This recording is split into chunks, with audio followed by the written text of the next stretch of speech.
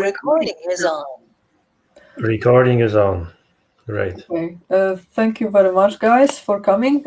Today we have a wonderful guest, Maciej Jedynak, who is a former physicist. Actually, it's hard to describe Maciej in one sentence because he has a very broad experience in multiple branches of science and industry, and it's really hard to wrap it up in one sentence. So I think I was thinking how to introduce Maciej, and I think this introduction, the best person to introduce Maciej is Maciej. So thank you, Maciej, for coming. And I would like to ask you about your long story and with a lot of turns. And how did you find yourself in a place you're now, which is a postdoc position in Grenoble, in the lab of Oliver David, and in the Human Brain Project? And all year long, and a very exciting story. Please tell us. Okay, my pleasure. Thanks for the invitation. Do you hear me well for the beginning? Okay, so my name is Maciej Jedynak. I'm Polish, currently working in France, in Grenoble, as Natalia said. And I will soon turn 40, but I'm a postdoc, so my career in science is, you could say, not going very well. But on the other hand, I started it quite late. I think I did my PhD when I was 37 or something like that. But by education, I'm a physicist. I graduated from physics in Warsaw, Poland. And I did so-called computational physics or computer-aided physics, which was due to my interest in computational problems, mathematics, and kind of a mixture between coding, physics, modeling, and applied mathematics. So I chose technical physics for my studies. I graduated in that. Nevertheless, my first interest in kind of not only graduating but working scientifically was already on my third year, when I got involved in a project on complex networks, which was a very fresh subject at the time. So I think it was quite easy to publish something because it was a very new field. So I got involved with a PhD student who guided myself and a colleague. And that was my first contact with science, so to say. Not just studying, but actually conducting some research and publishing. I did not publish myself. I mean, I did not write the paper, but I did computations, so I kind of participated in the process. But it was complex networks, so you could say it was something like discrete mathematics, not really physics. And I wanted to have really experiences with with something that we can, like basic physics. So I changed the field. I didn't stay in the complex networks, which perhaps, I'm sure it would have been, of course, much better for a career in science. As I said, it was a fresh field. But I moved to particle physics and also complex systems a bit. I spent 6 weeks in Germany on a scholarship. So I also saw how people work abroad. But yeah, after the scholarship in Germany, I already chose to switch to particle physics. But in the meantime, my last vacations before graduation, I spent in the USA, where I worked as a graduate research assistant on the University of Iowa in hydroscience. Actually, it was a very technical project. It was purely engineering. It was not really science, because Iowa is a state which lives from farming. So they have a lot of money for weather prediction and especially tornado prevention. So it was a very, very applied project, very concrete aim, not basic science, but rather solving a a technical problem of farmers who get their crops destroyed, and the city that is being tormented by tornadoes. Of course, my project was a very tiny thing, but I also tasted how it is to work with very applied problems, not just research. So I was quite lucky to do these 2 scholarships before my master's graduation, and I saw quite a lot, I would say, of the world for my age. But still, I stayed in particle physics. I did not want to stay in the US. I guess the reason was that it was a very convenient place. I really liked the time I had there. I surely liked the people. I liked the way they worked, but I still had this feeling that I would like to try more things before I choose. And also I was not, I guess, ready to undergo such a change and change the continent, be far from family in a small town surrounded by hundreds of kilometers of miles of cornfields. It would be a huge personal change as well. So I did not choose to stay in the US, and I did my my master's in particle physics in Warsaw, but collaborating with 2 big particle physics experiments, one in CERN in Switzerland and the other in BNL, Brookhaven National Laboratory in New York on Long Island. And after graduation, I stayed for a PhD studies, which I gave up after a year. So you could say it was kind of a failure because I invested a year of my life into that. Probably it was not also it was not very appreciated by my advisor, who would have preferred that I stayed. But that was also something I learned, that if you don't feel quite in place, if you are not really satisfied, don't be afraid to change. Even if you lose a year of what you had already invested, don't be afraid to change. I could have chosen to finish it and spend even 3 more years just to get the diploma, but I think it's better to just follow your intuition, even if it's on some cost. And after parting ways with my alma mater, I started working in industry. I also hold another diploma in IT systems design, a postgraduate diploma, and I started to work for a software company that was somehow affiliated with Orange, the telecommunication company that I'm sure you heard of.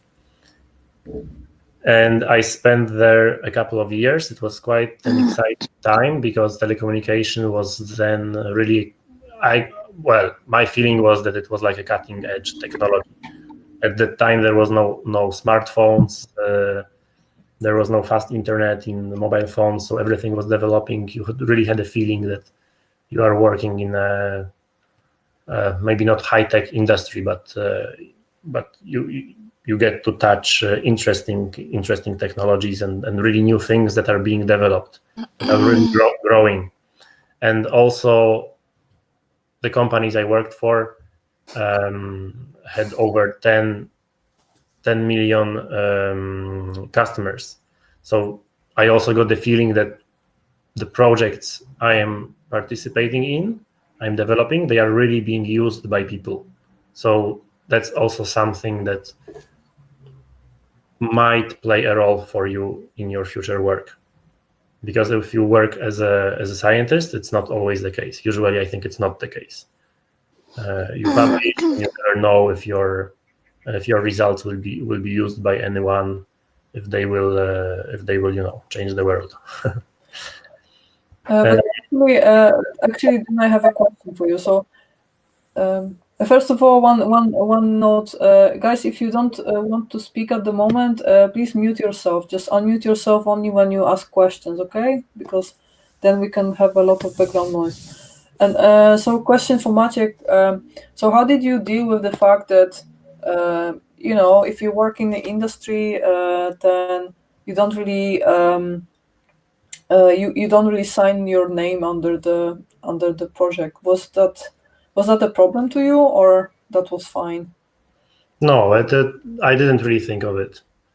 I mean, actually, I never thought about it. No, so your question is something I really never thought about. It's like when you work for a corporation, like I did. So as a specialist who works, behind the scenes, you are not on the front end. You don't have face-to-face contact with a customer, but you develop a system or whatever. You never meet customers, so you never, you don't get a chance to show off with your work. But people from within the company, they know you, so they know what you did. They know that you did that project, you did this system or whatever. So it's not officially signed, but obviously you want to. You simply want to deliver, good products. You want to perform well and be reliable to your peers, to your colleagues, and so on. So it's not officially signed, but obviously, you have your reputation is a big word, but I think it's a natural drive for everyone just to perform well and fulfill their duties. But no, you don't publish. You don't have your name or on anything. Interesting, because last week we had Annika here, who is a consultant now, and she did say exactly the same. So she said that she now gets her reward and her social approval from her colleagues, and that's just a different way of incentivizing people than academia does. But it's good as well for her. Yeah, I guess it also depends on your personal priorities. For instance, when I was participating in these experiments in CERN and BNL, I did not really contribute very much to them, I would say. As I said, I quit after 1 year. I did some work, but it was nowhere as much as needed for a PhD, or even saying that I accomplished a milestone or something. But still, I was added as a co-author to papers which appeared during that year, because it's simply a matter of regarding yourself. You are just it's just a list of names of authors who kind of earned to be a co-author.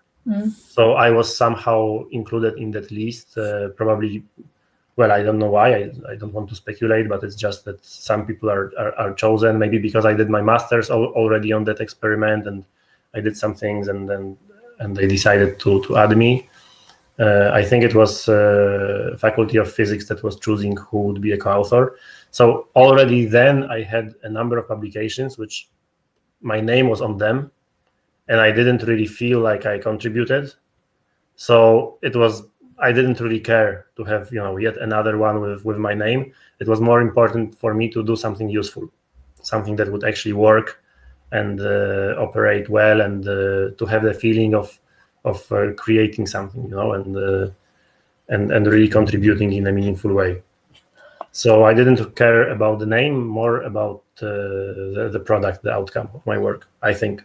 Okay, but at some point your adventure with corporations stopped. So why is this the case then? So is it that you lost this sense of purpose at some point, or for what reasons did you choose to change?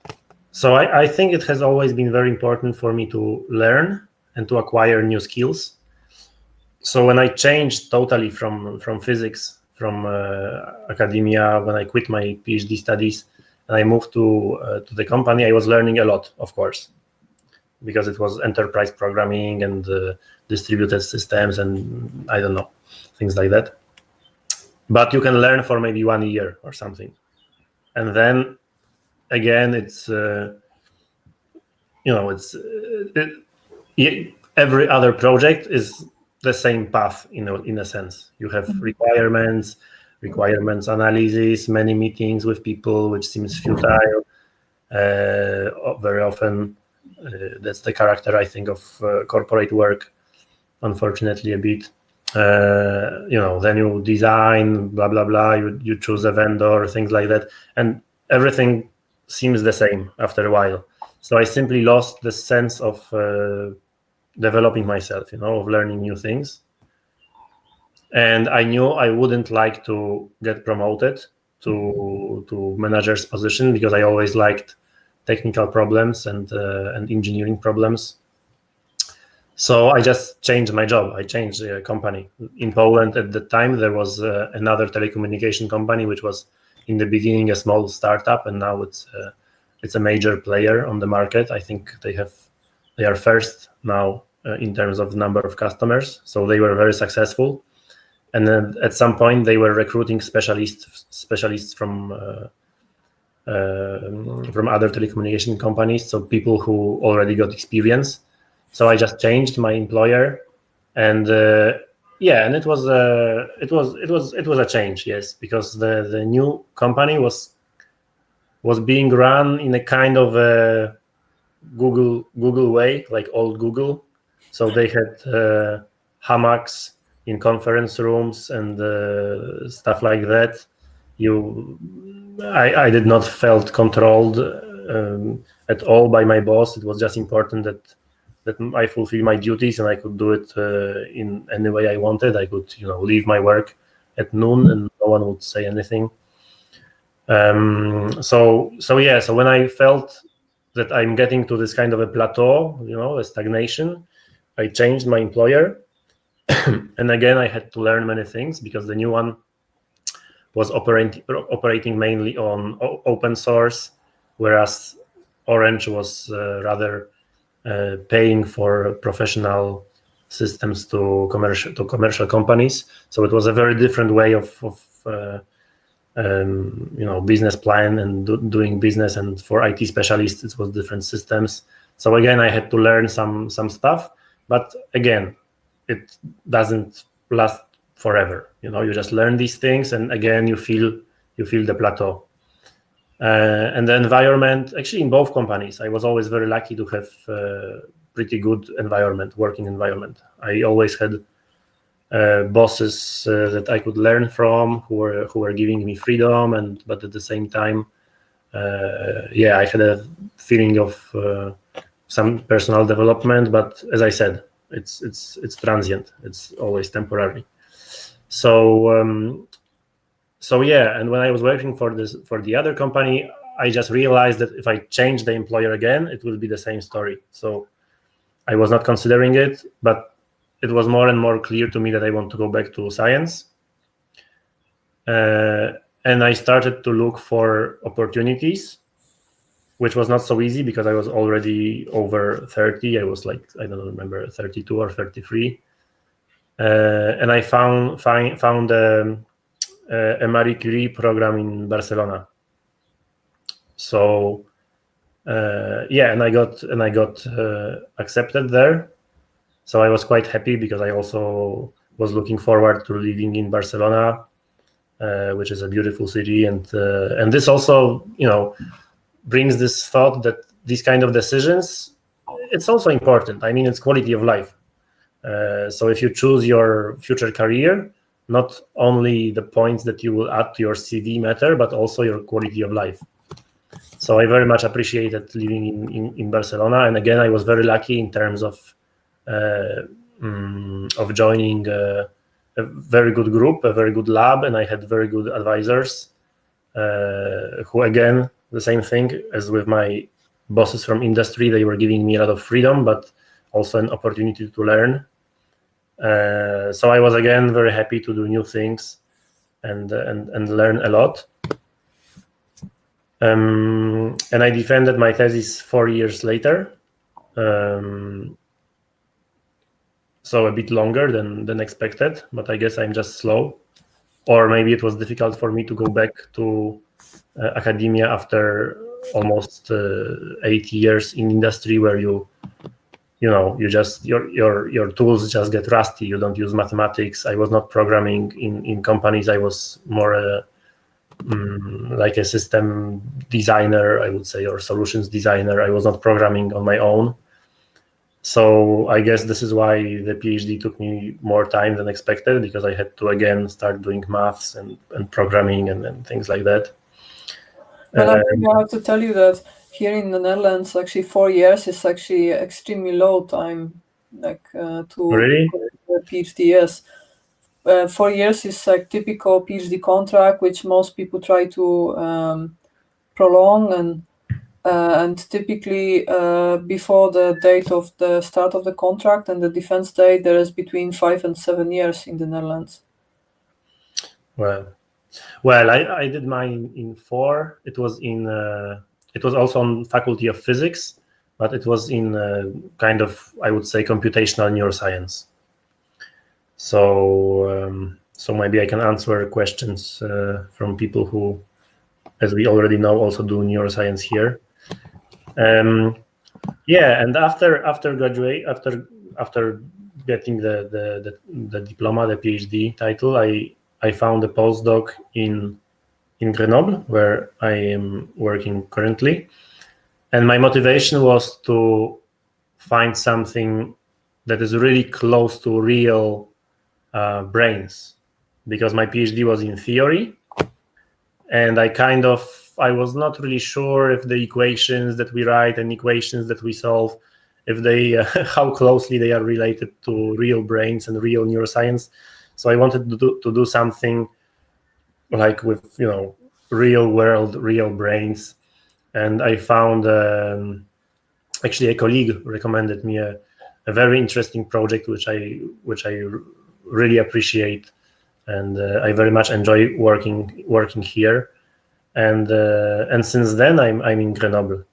So I have when I summarize it, I think like I have a lot of experiences. So complex networks, particle physics, complex systems in the US, in Germany, in France, in Barcelona, neuroscience, now in France, working close to close to medical data. I have experiences from modeling, from data analysis. I have experiences from industry, but then my career, it's like either you go one direction and you get far, or of course, if you start many directions and you take only a few steps every direction, you don't get very far, right? So on one hand, I could say that I have really a broad range of experiences, which is great because you don't get bored. But on the other hand, I'm almost 40 and I'm a postdoc, and I don't even know if I will stay in science because it's very demanding, and I'm not very fast with publishing recently. So yeah. And if I was to compare industry and academia, I gave it a thought yesterday while thinking what would I say today. I would say that the main difference or traits that I can identify about industry and academia is that in industry, you solve really trivial problems which are trivial in a technical sense. In the technical sense, they are really trivial. It's like, there is a client, the customer, he or she comes, they want something, you create an order, you make a database record, I don't know, you transform this order, you display it on the web page, and it's really trivial. There is no mathematics, there is no complex questions that you need to answer. But on the other hand, you have a very complex environment, at least in corporations. So to accomplish a simple task, it can be demanding, it can be tedious, it can be time consuming. And also the solution that you provide has to be very robust. Because imagine that you provide a solution which fails in 1% of cases, and the company I worked for had 10 million clients. Okay, so of course, not every client uses your project unless you are very successful. But in general, you don't want problems in your solutions. They have to be very robust. And then academia, I would say, is totally the other way around. So the problems, the questions we are asking are simply difficult. It's really exciting to know that you are probably the first person in the world to see an answer to a certain question. Someone asks a question, about brain connectivity or whatever, and you get to be the first person ever who sees the answer. So this is really exciting. And the questions being asked in academia are, of course, much more difficult. The problems that we are solving are much more difficult in a sense of complexity, the tools that you need to engage, like mathematics and so on. But on the other hand, the the code you write does not have to be necessarily scalable, easy to maintain, well documented, understandable for contributors and clients and so on. So, and it can fail, because if it fails, you just find a bug and you are cool. You correct it, and that's okay. It's not a problem. You submit some jobs to the cluster, they fail, you look for an error, and you correct it, and that's all. And when you provide a project in industry, you rather cannot afford it. Of course, it happens, but much more of your energy goes towards robustness and quality. So it depends, what do you like. If you like complex problems, which you can start tackling in a clumsy way, and then you improve it, academia is fine. When you are okay with working on a simple problem which is not challenging, and you have to spend, for example, 3 months on it, and you don't get bored, you can go to industry. Also, it does not have to be universal, what I'm saying, because maybe my position was simply like that, and at the same time you could get a position in industry where you solve complex problems, like a data scientist, for instance. But that was the main thing I guess I was missing. At that time, I didn't hear of data science, honestly. That was a rather age of data mining. But data mining was more like working with databases and so on, not really statistics and mathematical understanding of the data. So I was really missing this kind of job, and I didn't see many opportunities at the time for me to work in this way. So to work in industry and at the same time solve complex problems, which I wanted to do. So that's the main difference between academia and industry that I can identify based on my personal career. I'm not saying it's universal. And I have a question, because what people often report who actually switch between academia and industry is the different quality of teamwork. So how do you feel about that? Did you experience better teamwork in corporation than in academia, or not? So when I was doing my PhD, I was doing it alone. So I was not collaborating with anyone. When I was working in industry, I was not coding, I was not programming, I was not developing solutions. I was more designing solutions. I was like an internal person in the company who operates internally, knows the systems, knows the people, and can provide a cross-system solution for a certain project. But developing this solution was being ordered in external companies, which were, of course, paid by us. So my relation with people providing the solution was that I was a representative of their client, someone who was paying their invoices. So it's a kind of a specific relation, because when you work in science, you don't pay your collaborators. So they have very different motivations. And I think in general, in business, everything is much more, I felt much more drive, much more motivation, because there is money behind. If you make an error, a bug, that causes money loss to the company, someone will come to you very, very quickly and will will be motivating you very hard to fix this bug very soon, really. No, but this is for some people this is motivating, and for some people this is demotivating, right? Because money feels dirty to some, as a motivation or motivation technique. To a lot of people, it's actually it's dirty.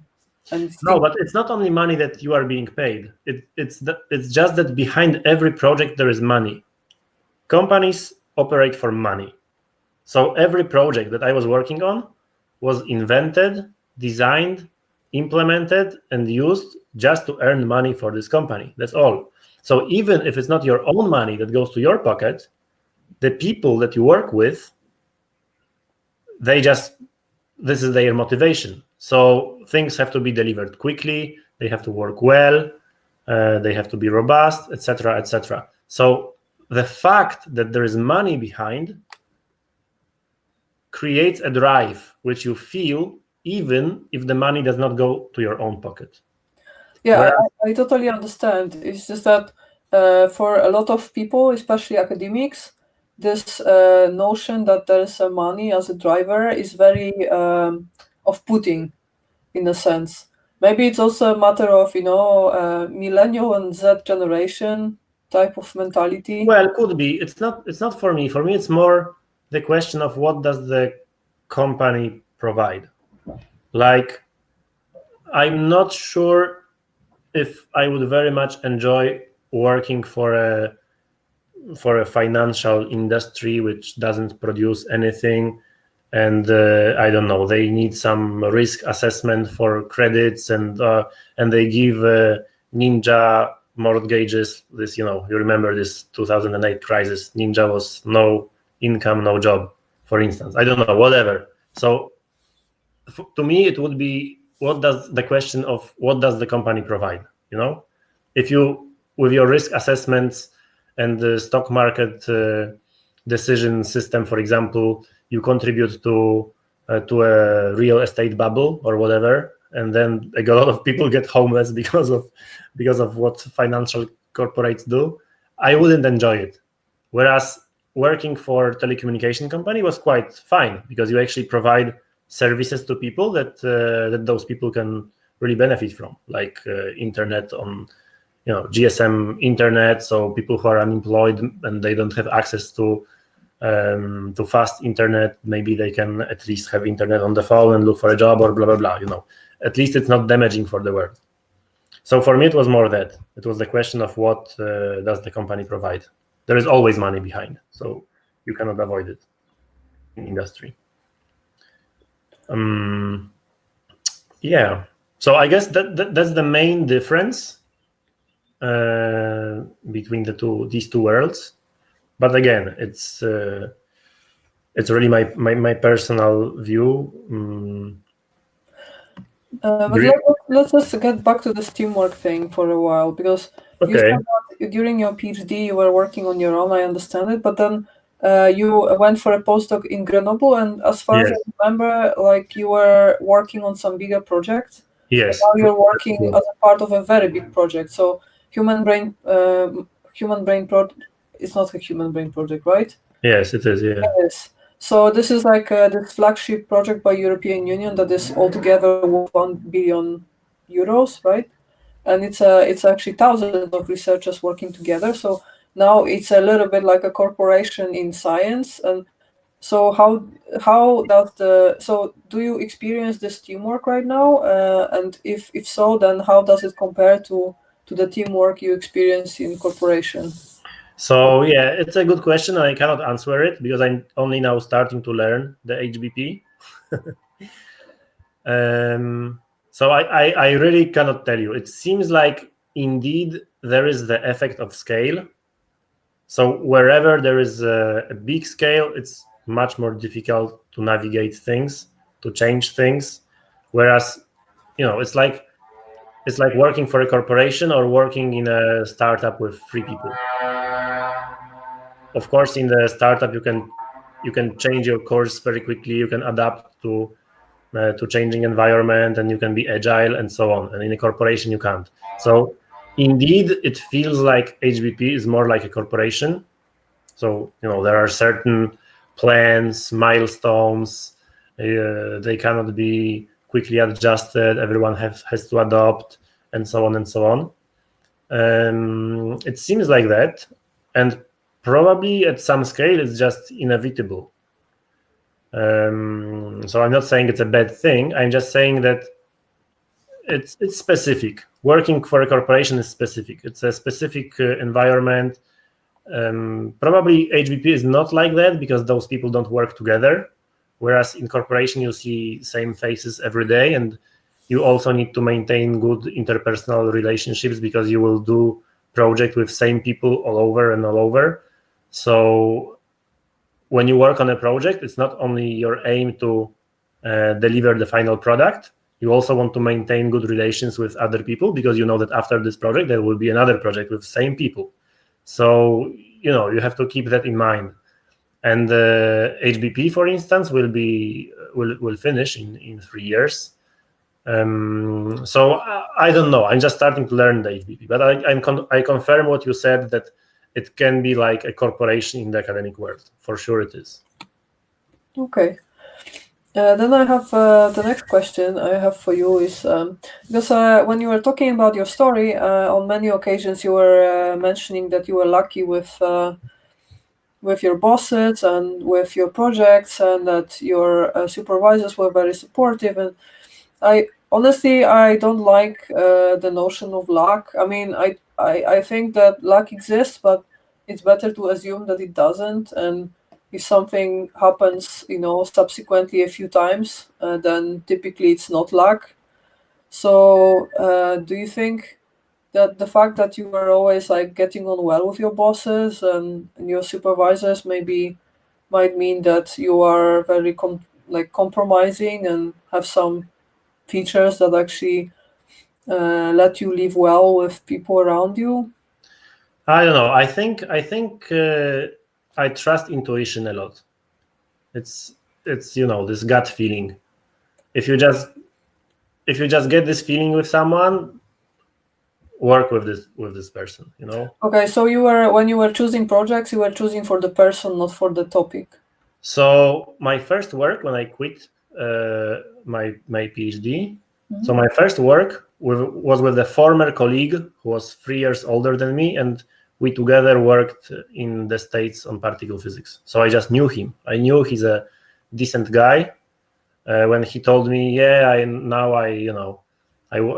a co-founder of this company, and we do this and that, and we are looking for people, I didn't really know what the subject would be about. I knew this guy. I worked with him in the past, and I just had a feeling like, I would like to work with him more. And it's very important. It's very, very important because it just creates your working conditions, your environment. You can be stressed every day, or you can just enjoy your work. And it very much depends on your environment, not on your boss, also your colleagues. Then when I changed, I went to Orange, this corporation. I already knew my to-be boss because I worked for him from within this small company of my colleague. So I could take this decision already knowing who would I work for. Then when I changed my employer to this to this another telecommunication company I mentioned, I just liked the people who interviewed me. I was interviewed by two people, and one would be my future boss, and the other would be my future peer colleague from the team.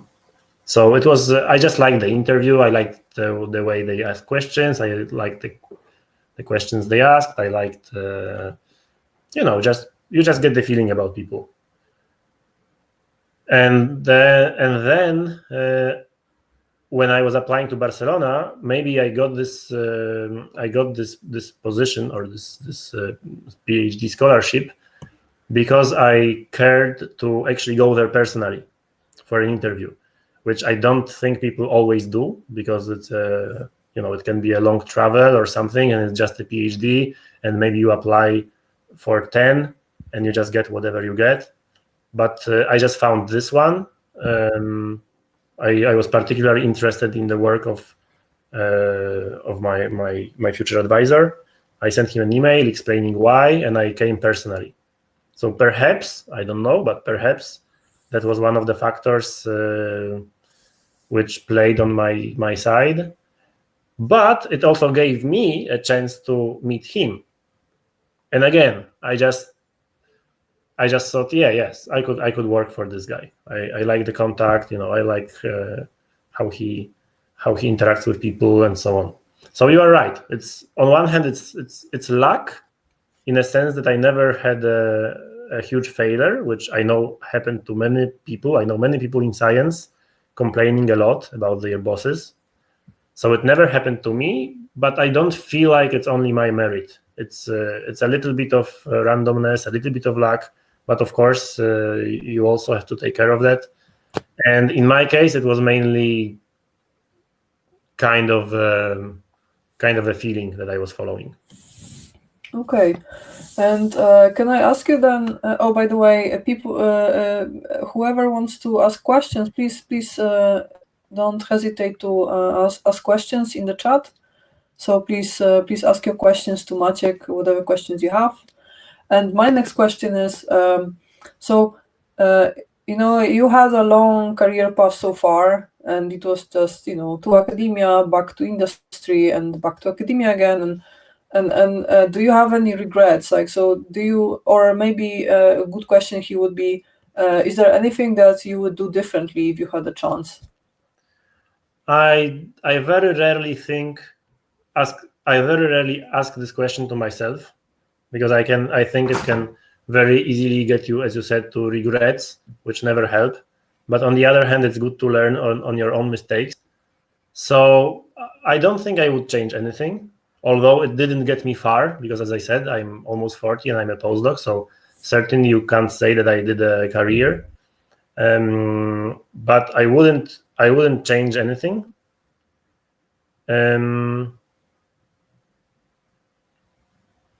I prefer to focus on the future, I guess. That's more useful. So then the question would be, how do you see your future? So how do you see yourself in like 5 to 10 years from now? We will see. Maybe we can do another interview in when HBP is over. I will know more. But before we finish, because it's already 8, I don't know if people have to go. Yesterday I was thinking what to say today, and apart from my story, I wanted to draw some conclusions from my story. So now, if you allow me, I can share my conclusions or advices.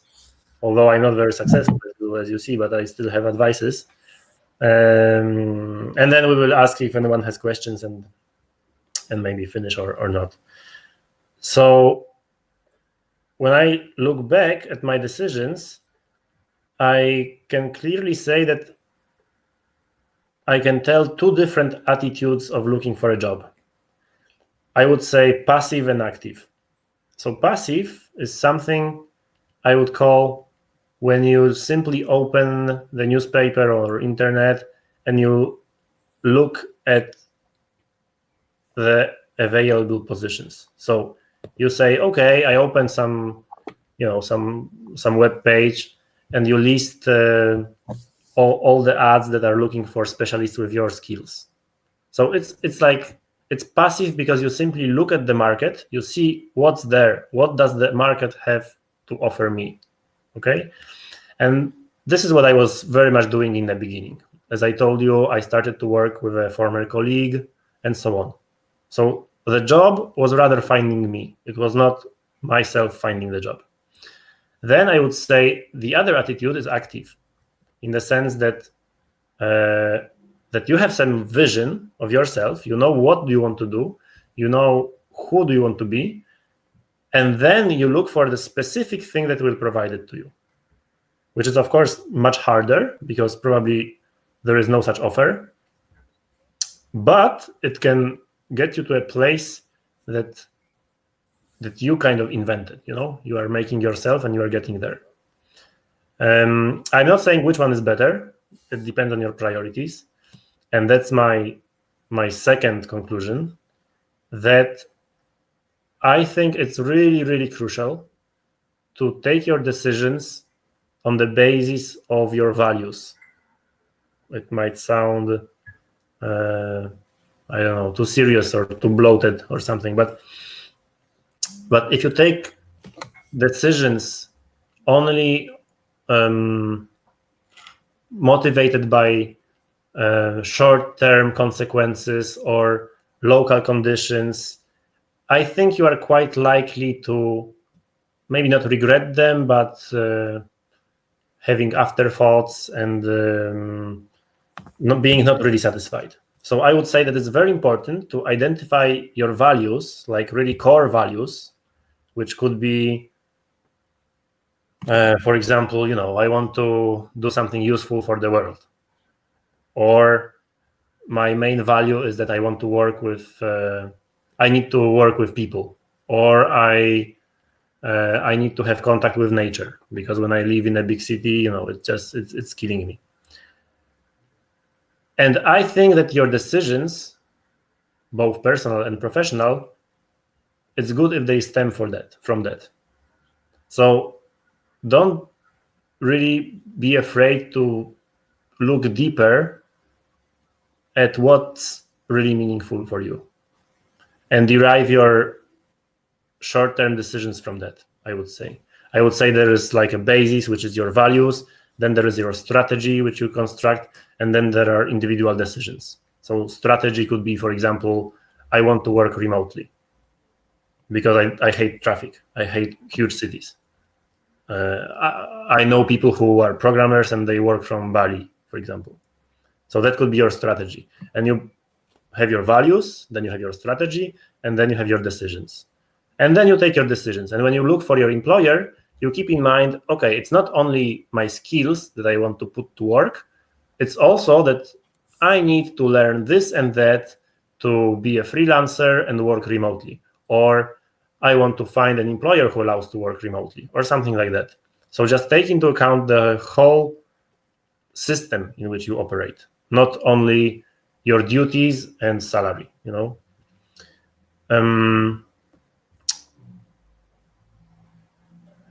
Also, I would say, don't be afraid to change. If something doesn't work for you, just change it. Don't feel like it's a failure. Don't feel like, I will stay more. I don't know, I need to earn more money, or I need to prove myself, or I don't want to have this record on my CV that I quit after 6 months. If it doesn't work for you, just change it. And don't be afraid to do it. And finally, well, maybe not finally, but define success. We often say, oh, this guy is successful. This guy is, that girl is successful. But we actually don't know if they are successful, because we don't know what success means to them. It's not necessarily a lot of money. It's not necessarily being recognized. You just don't know what is a success for them. The question is if you know what is success for you. So I would say define your own definition. Find your definition of success and strive towards that, not towards what others regard as success. So the question would be, yes, as you can probably guess, what is a success for you? I don't think if it's relevant for the sake of this webinar, because it's simply personal, and I'm not sure if it should get involved, because I don't want to dilute the message with my own views. Everyone has their own views and their own definitions of successes. So I don't want to impose anything by saying, I consider this great, I consider that awful, and so on. What I want to say, what I want to convey is simply give it a thought and stop for a moment to really ponder on this and define it, just to have clarity about it. Okay, I have actually a question that just came to my mind right now, and did you have in doing all these shifts in your career? Did you ever get this imposter syndrome that many people have in academia? This syndrome that you're not as good as other people think you are, or you were always self-confident, whatever you were? No. When I got back to academia, I felt very much like that, mainly because I really forgot mathematics and physics like really a lot, and I was really slow. I was not doing very well, and at the same time, I was 10 years older than everyone else working on their PhDs. So I was supposed to be more experienced, or much more experienced, and better. Yet it was the other way around. I was slower. I didn't know the tools that people use today. I had to learn everything on my own, and so I was feeling like that for sure. Well, but nevertheless, you graduated from a PhD with cum laude, so I guess you were not really falling behind that much. That's also a consequence of my decisions, because I never actually finished a project I was given by my boss, simply because very early I realized it can be just too big for me. I just didn't feel good enough to eat this huge huge dish. So I said, okay, instead of trying to do it and fail, I will just eat a small piece here and small piece there, but I will do it very well. So I didn't really do the project. I just cut some parts of it. I studied them quite deeply, and I was able to publish more than one thing because of that, I had some chunks of the huge project. But I never really even started. I didn't even start the huge project. So I simply think it was a good decision, and it was a good sense of my abilities and the challenges, and I fitted it quite well. So if I had tried to accomplish everything that was given to me, I think either it would take 7 years, as you said, or I would have never finished and wrote my thesis without publications or something like that. So after all, I think it was tactics and decisions that led me to, after all, doing a couple of things, but easy things, which I was capable of finishing in a finite time. Mm-hmm. So I think that was the main factor for success. Actually, I also have a question related to your relationship with social media. Like in science these days, social media is like a mean of communication and promoting your work to a large extent. And I know you in person, so I know that you're very very silent on the social media and really like to spend your time doing deep work and without promoting yourself on Twitter or Facebook, and you even deleted your Facebook account, and I'm actually that's quite unique. I mean, at least in my circle of friends, that's quite unique that someone doesn't really there is someone who is not an attention freak and actually takes care of his privacy, and it's, I think, quite difficult to find you other than knowing your email account. And I think I'm just curious if this is something that in the end, in the long run, helped you or actually cuts off some of your opportunities. Because I also have this dilemma right now, like, is it because there are these two schools, right? One of them is you should take care of your social circles and your visibility online, and basically promote yourself. Even as a scientist, it's still very important to be always connected, always out there, always hustling around and talking to people. And the other school is the school represented, for instance, by Carl Newport, who is very much against social media, and himself is a professor of computer science, and he wrote this well-known book called Deep Work. And he's a big proponent of deep work and just being as much aware of social media as possible. And then in his view, this is actually the key, because the key to success is to provide content and original content and value, and this is something that you can only do by deep work and not on social media. And like there are these two schools, and I myself, I'm torn sometimes, because social media takes so much time and so much of your attention, and also, in large amounts it can also cause anxiety, and it can cause these dopamine shots and then dopamine deprivation if you don't have it sometime.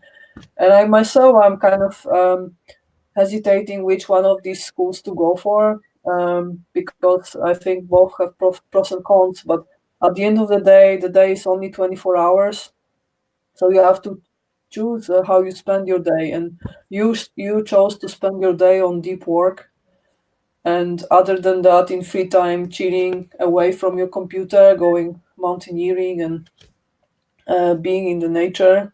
So you're pretty much never on the social media, which I admire, and I think this is rare today.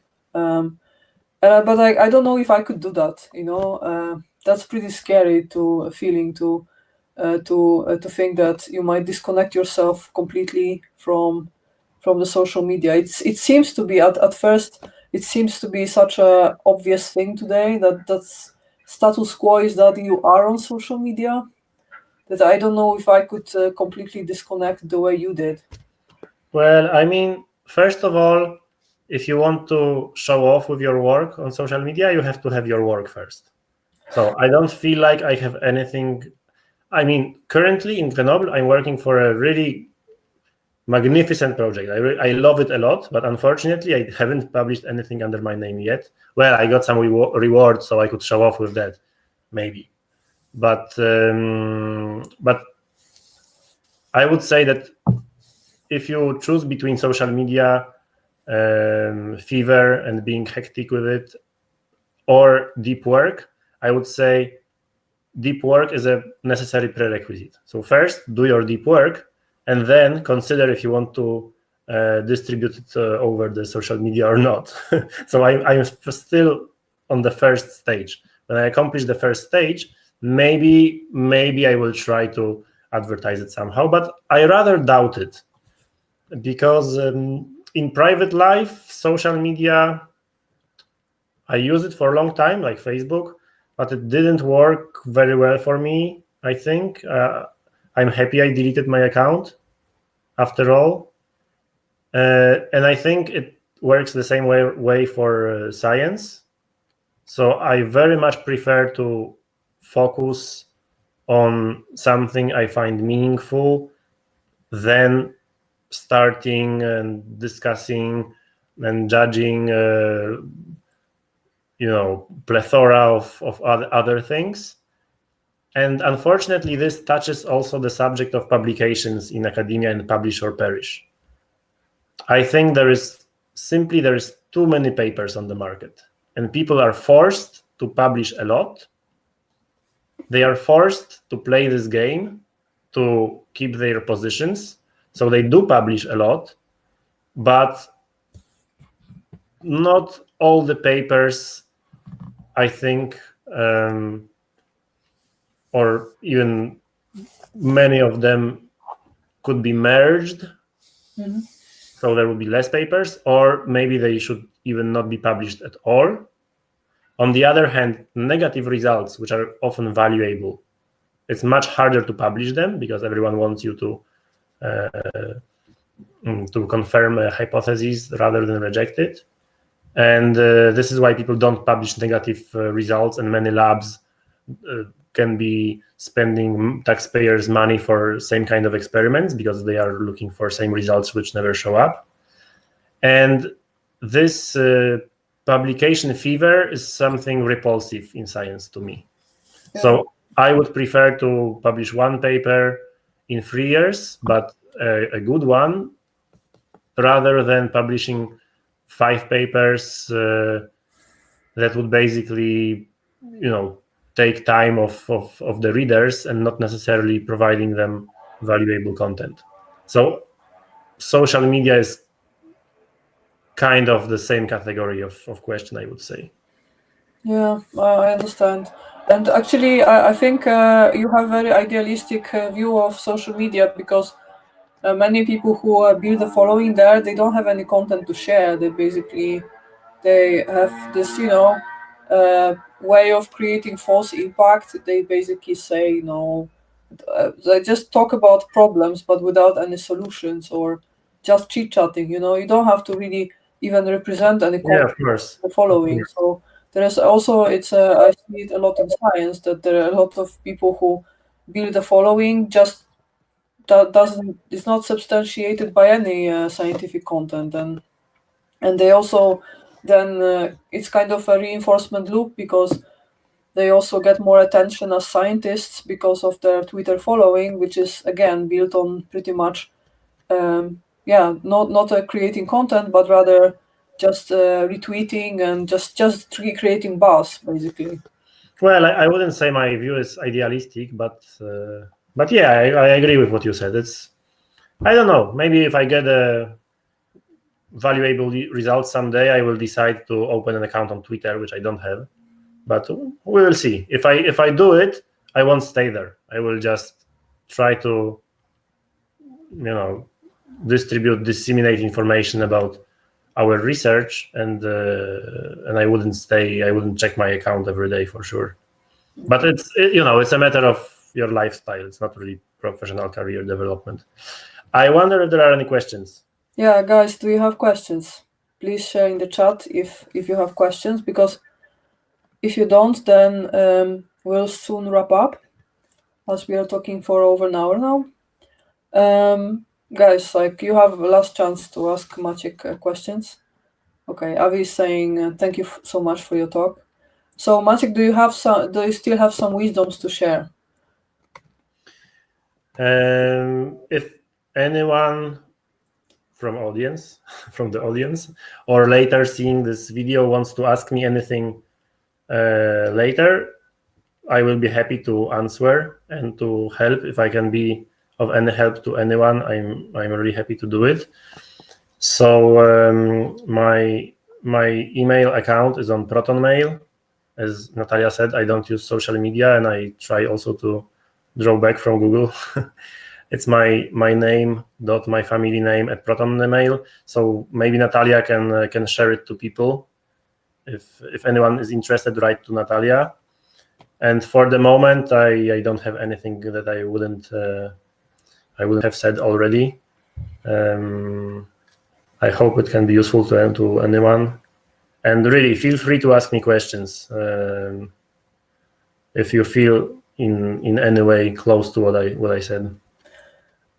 Okay, guys. So if there are no further questions for now, then thank you so much, Maciek, for sharing your exciting story. And I hope, I'm curious to see what you're doing next. It's can be when I hear your story, I feel it can be just anything. So how about politics? How about that?